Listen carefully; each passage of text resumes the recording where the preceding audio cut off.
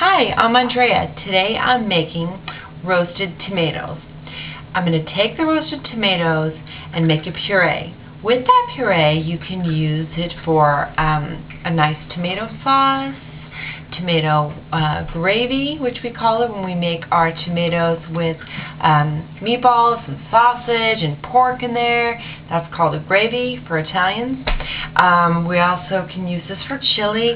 Anything you would normally use canned tomato puree or canned whole tomatoes, you can use this recipe I have for roasted tomatoes.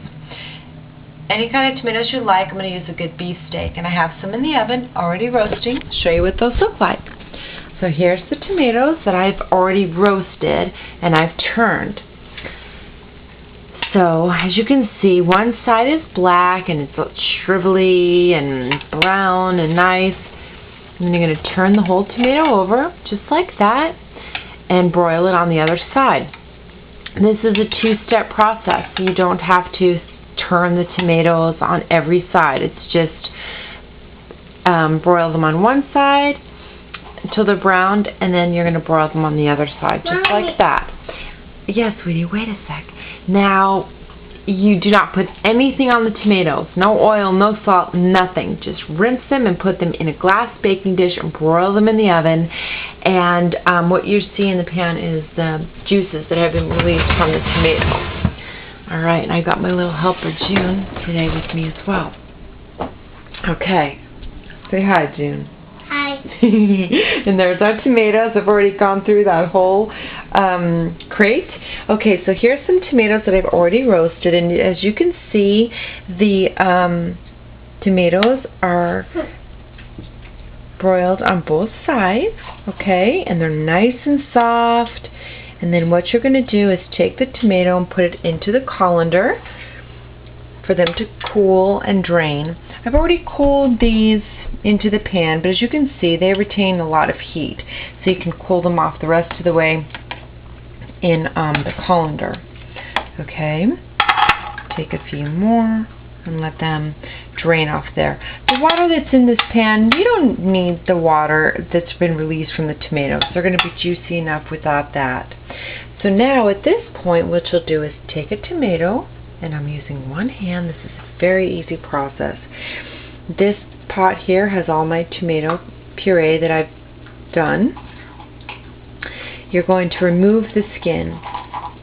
It's very easy to do with one hand, and you're just going to squeeze off the center of the tomato as well. That part is really hard and we don't want that in there. Okay, so here's another tomato. You're going to remove the skin.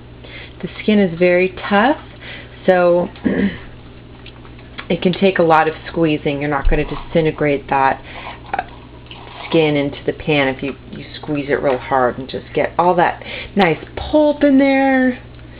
And just remove the skin. Really easy. So I'll do one more to show you.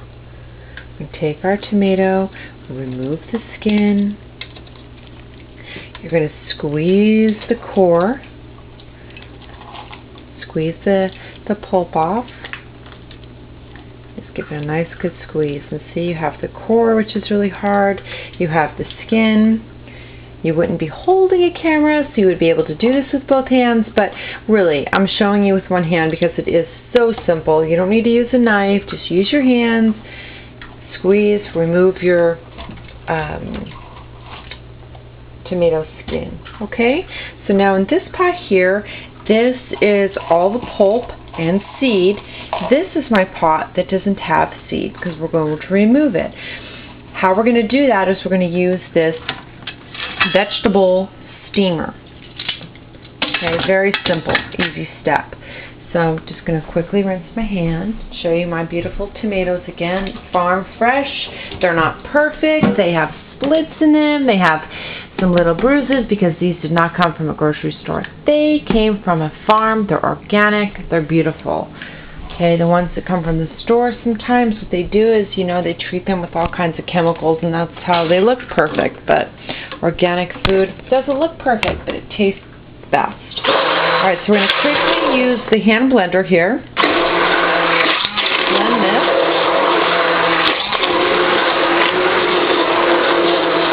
really quick because I've already blended it. I just had to do a couple tomatoes there. So you might need to blend it a little bit longer, but it's really easy when you're using a hand blender like that rather than using a blender.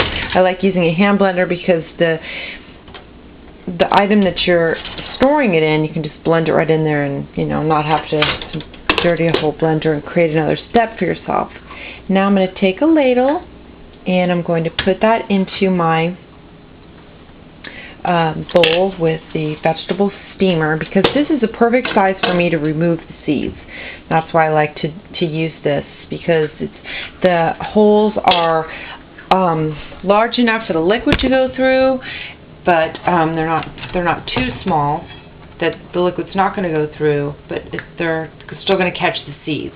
So then I just take my hand and move this around. June's trying to show you her pretzels, my little helper. She's so sweet.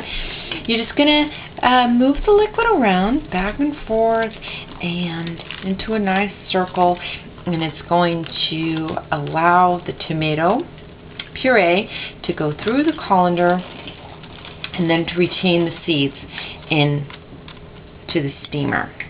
Real simple. So I'm going to take the camera, show you how it's collected the seeds, and there is my lovely tomato puree. You can also just do this right over the pot as well. Okay? And then you're going to take your puree, and that's it. So now you have that like you would have your canned tomatoes. So with this, we can do anything with it. We can, like I said, you can saute some garlic and some olive oil, add some of that tomato puree. You have a quick marinara. You can use it for chili, like you would normally use canned tomatoes. You can use it for sausage and peppers if you like tomatoes with that, or if you're going to make meatballs. Anything that you would normally use canned tomatoes for, you will use this beautiful puree. Why did I roast these tomatoes today? Because when you roast the tomatoes, the caramelization of the tomato is what makes it sweet. So you have the tomato, you're broiling it, it's caramelizing, it's browning, all of that sweetness is coming out of the tomato and into that pulp, and it's just awesome. It's so delicious.